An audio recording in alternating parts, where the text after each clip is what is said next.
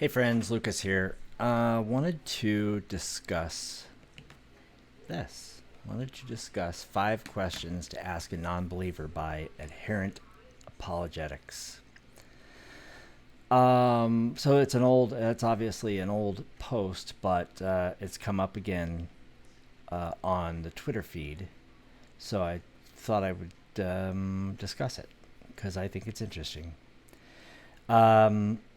If you ever do wish to have more discussions with your atheist friend, ping me. I'll be happy to have discussions with you. But basically, this article asks us 5 questions, and so let's see if we can answer them from an atheistic point of view. So, where did the universe come from? I do not know. Now, obviously, the author, who is Zach is surprised. No, he was shocked to find out we don't have an answer to this question. And I think that is fair. And I think this is why apologetics needs to be extremely, extremely careful, because they don't have an answer either. They think they know. I mean, the Bible says, and if you are a Bible-believing Christian, then I guess you just have to believe that, whether or not the evidence falls in line with that. I mean, the thing about science, the difference between science and theology is science will ask the question, how did the universe come into being? And then it will look for the technical things that happen. Now, theology doesn't do that. It says God created whatever. He created the universe. He separated the thises and the that's. I forgot my Genesis story, but that's all right. So the answer is we don't know, ultimately. After the Planck time, which is about 10 to the minus 40 something femtoseconds after whatever the bang is. Now, whether that was complete universe from nothing, or if that was the springing back open of a previously collapsed universe, or what, we don't know. We don't know. We may never know. The thing is, you don't know either. What caused it, I don't know. But the answer doesn't have to be a who, and there doesn't have to be a why. And as an atheist, I'm okay with not having an answer to that.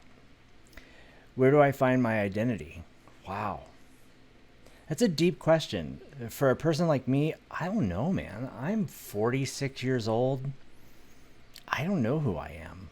I think, like most people, we just keep putting one foot in front of the other. And maybe other people have themselves completely figured out. I don't know who I am, but I get up every day and I go to work and I kiss my kids. And what makes you you? I mean, does the Bible make you you? Your name's not in the Bible. So what difference does it make where we find our identity? Or even if we do, for that matter. I'm not sure that it does make any difference. Because we probably are not even really capable of understanding who we are. Like, take a murderer, for example. Up until that point where someone kills somebody or, say, commits a crime or whatever it happens to be, they were a law-abiding citizen or a non-murderer, right? So how long do you have to be a non-murderer before that's mostly what you are? Anyway, where do you find your identity? I don't know. I don't see how theology answers that question at all. And if I'm not a Christian, can I be some other label? Do I have an identity if I'm Jewish, or if I'm Muslim, or Hindu, or whatever? Do I not really have an identity if I don't believe in those things? I don't know. How should we live? Oh my God. Why are these atheistic questions? Can you answer this question? How should we live? I would want to know from you, how should we live, and how do you know? Where did you get this information from? Because if we take the Bible as an example, we have God the Father who does some horrible, wretched things and covers up his mistakes by murdering everybody except for like 8 people. And then we have Jesus who says, love thy neighbor like you love yourself. How do you know which one is right? The newer one is better? It supersedes the old one? I thought it was an unchanging God. Anyway, how does the Bible answer these questions? I mean, I know, and this is the thing with apologetics, they will find an answer. They will give you one. But don't accept it. Don't just take that answer and be done with it. Because the reality is we should ask ourselves, how should we live every single day? Now, ultimately what he's getting to is, I understand your point, but what is the purpose of trying to do this if everyone just dies at the end? Well, my question back would be, what is the purpose of living this life if this is just, I forget what the biblical word is, but this is like the pre-show, right? The actual reason for living is to be dead so we can be in heaven with God, right? So why do this? Why not throw yourself on the hand grenade at the earliest opportunity? I mean, you're out there every day looking really hard for ways to kill yourself altruistically, so that you can move on. Because this is crap. This is nothing. Why? It doesn't matter. So my answer is, if you've ever watched a TV show or listened to a song or began a conversation, why? You knew they were going to end. So you make them as good as possible. You make this life as good as possible. You love all you can. You learn all you can. You visit. You communicate. You engage. All you can. Because this is it. And when you're dead, I'm sorry that it counts for nothing. And it actually is deeply saddening to think that one day when the sun goes to red giant and swallows the earth, and the Venus de Milo and the Constitution of the United States of America and the Eiffel Tower and the Great Barrier Reef and the Washington Monument and the Air and Space Museum, all of that will literally be atomized. That is sad.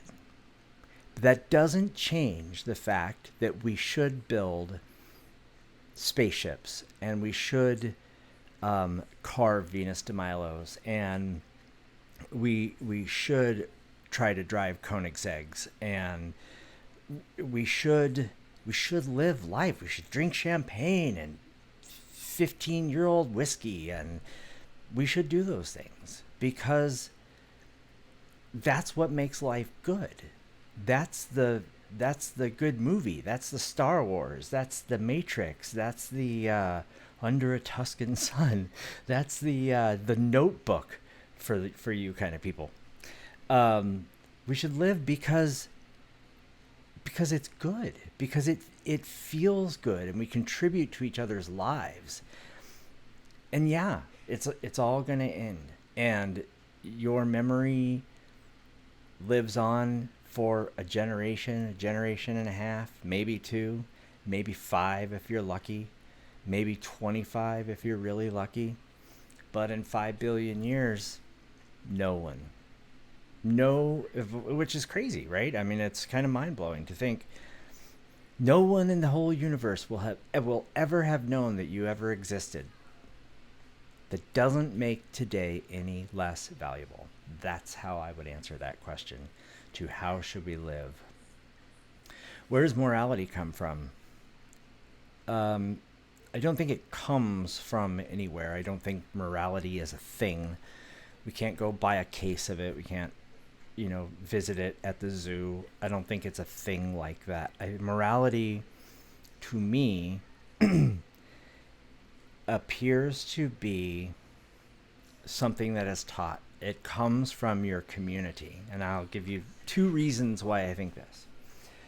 One of the reasons is that there are studies done that show if you do not physically engage with a baby, like if a baby is born, if you go put it in a crib, it will grow up.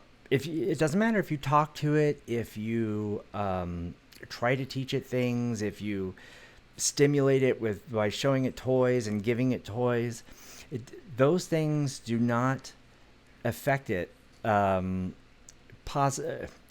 as positively as a physical engagement with that baby. It will grow up profoundly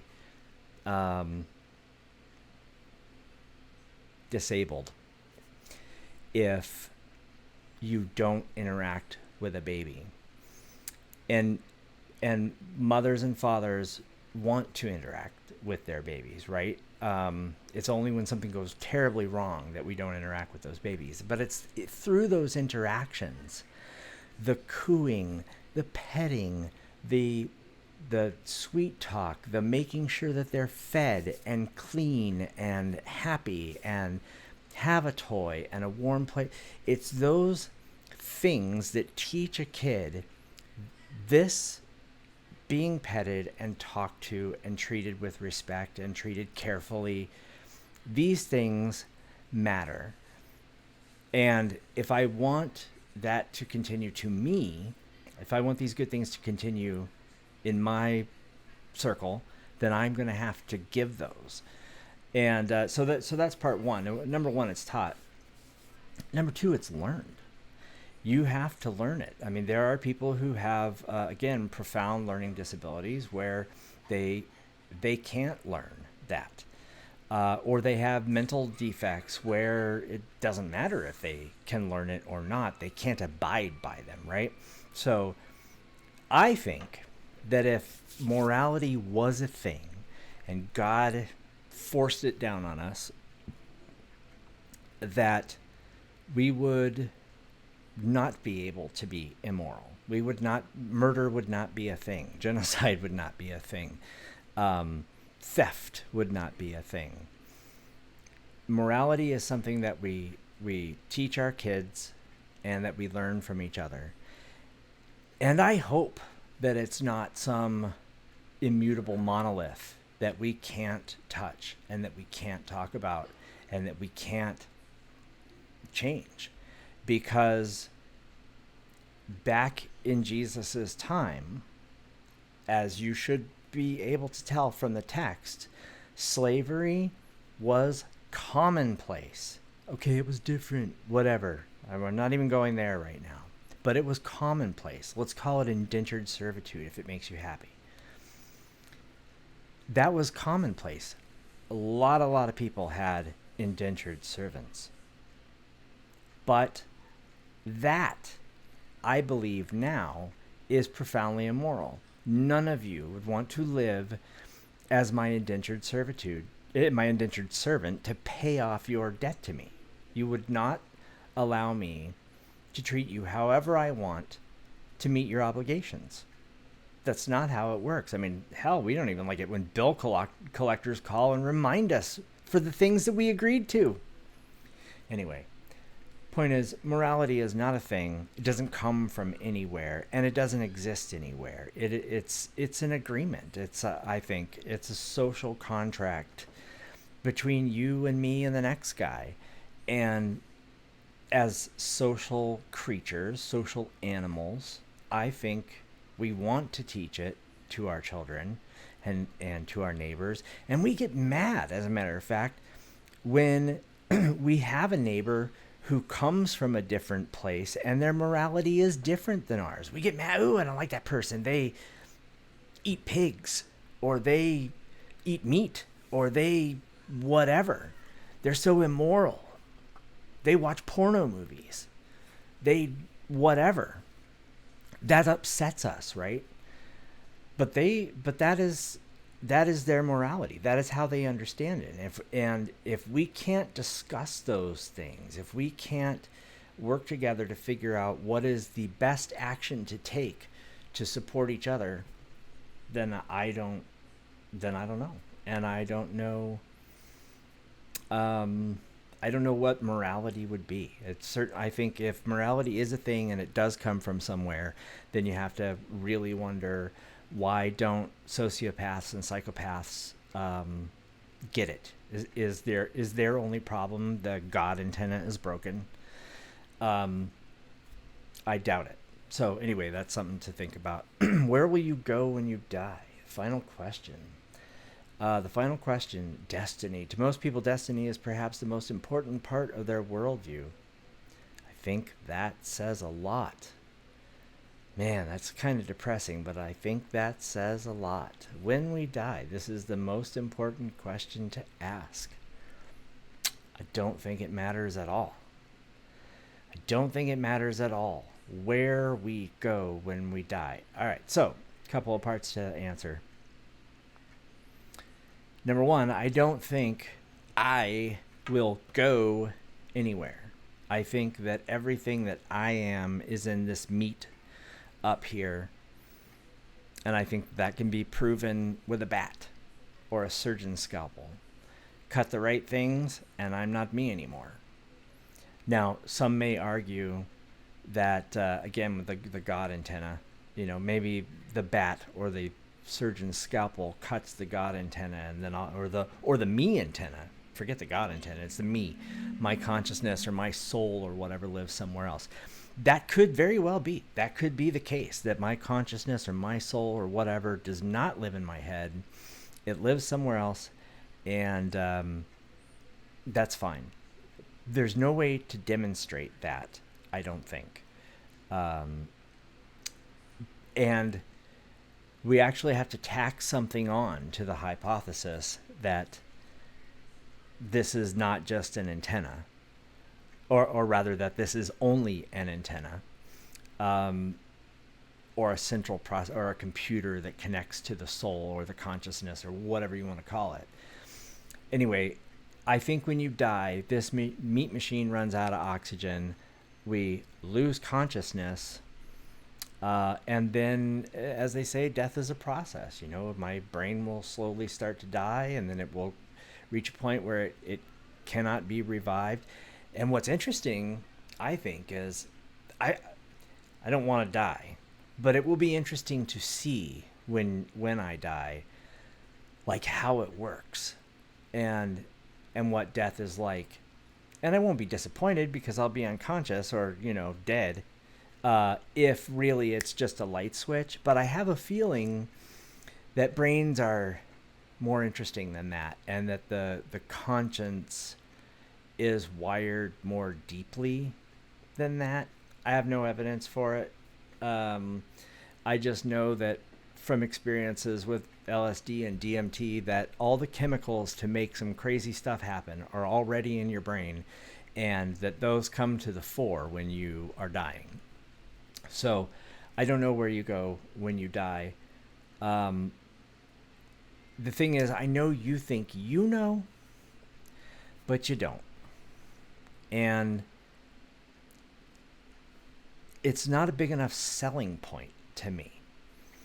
Like, I was raised with the, just culturally, and my parents didn't tell me this, but culturally I was raised to believe that heaven is in the clouds and there's a God on a throne and I get a mansion of gold or, whatever.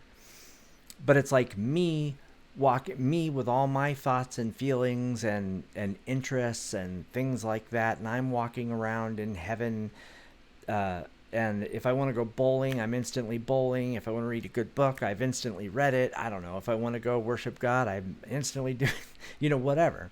That's how, but that sounds terrible. I don't think you can know the good things unless you've experienced the bad. And I am really lucky. Nothing in my life has been that bad. So I don't think heaven is that big of a reward. And hell is stupid. If you believe in hell that you're going to burn, that's a dumb idea. it's just a dumb idea. Like, even if it's true, it's a dumb idea. And I would hope, if there's a God, I will get to say that to him. I will get to say, dude, hell is a stupid idea. Because, okay, this is going to sound weird, and I'm not a Hitler apologist, but Hitler made his nephew peanut butter and jelly sandwiches at some point in his life. In other words, he was a terrible person. He did terrible things. And he was all the things, misguided and probably really broken mentally. And, just, he was a terrible person, right? But I don't know that it's fair to say that he should be punished for eternity. Now, there are people who have committed horrible crimes and gotten away with it, right? And it would be cool to think there is some kind of cosmic justice for them, but I don't think there is. I mean, I know plenty of assholes who live in really nice houses. And I don't think there is that kind of cosmic justice. I don't think there is while we're alive, and I don't think there is when we're dead.